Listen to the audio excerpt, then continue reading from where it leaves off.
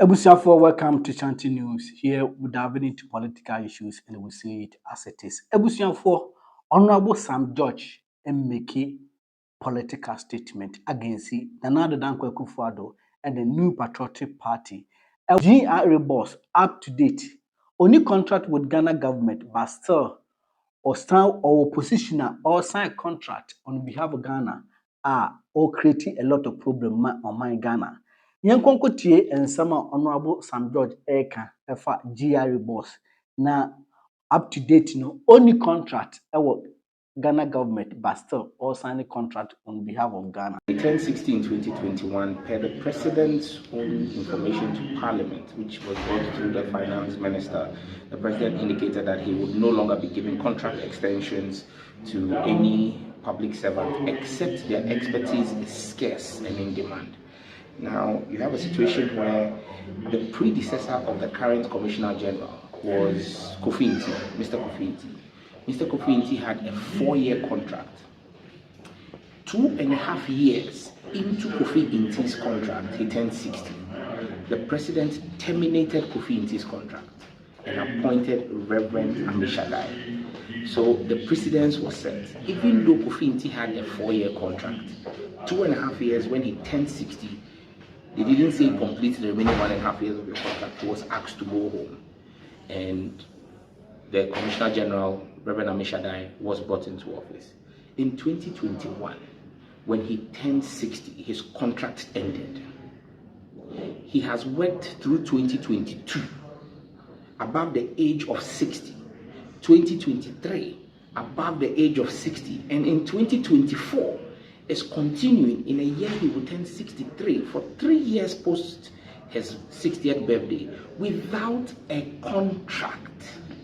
So he has absolutely no legal basis to remain as Commissioner General of the GRA. In fact, someone else who with him turned 60, Colonel Damwa, was asked to proceed on leave. So why is Amishadai still being kept at the GRA?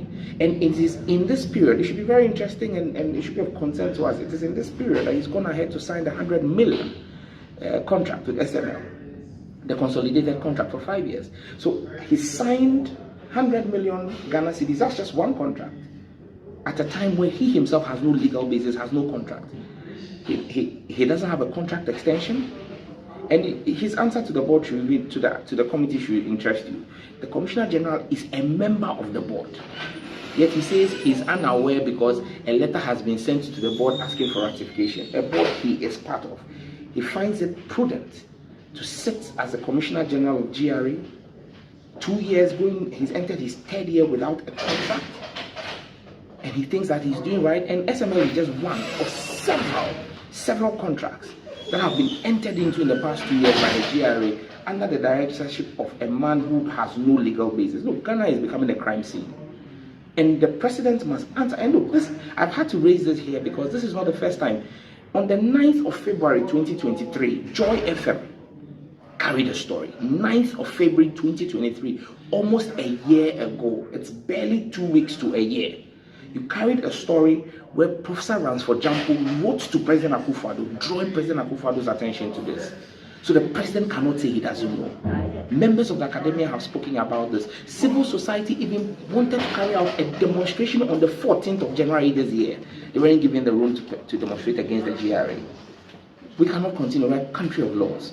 The President must let us know if he and the sector minister, Ken Ofori-Atta, who is insisting on putting Amishadai in office, what the motive is. Why is Ken Ofori-Atta and President Akufo-Addo insisting against our Public Services Commission's regulations to put a man who's gone beyond 60 in office for more than 2 years without a contract? The Ghanaian people deserve to know. Maybe Reverend Amishadai has unmatched skills, and so we shouldn't be bothered about his age. We should be worried about if he's able to deliver or not. Unmatched skills in revenue generation, really. And we have less than 25% of our working population paying taxes. Is that sign of someone who has a much skill? But let me, even for the purposes of this conversation, accept that he has a much skills. He would need a contract. So if he had such in-demand, unavailable skill set, it doesn't negate the fact that he remaining in office for 2 years and has entered his 3rd year without a contract is an illegality. You cannot work in the public service without a contract. So on what basis has the Controller and Accountant General been paying him? Do you see the questions that are coming? Ebusiafo, welcome to Chanting News. We're still diving into political issues and we say it as it is.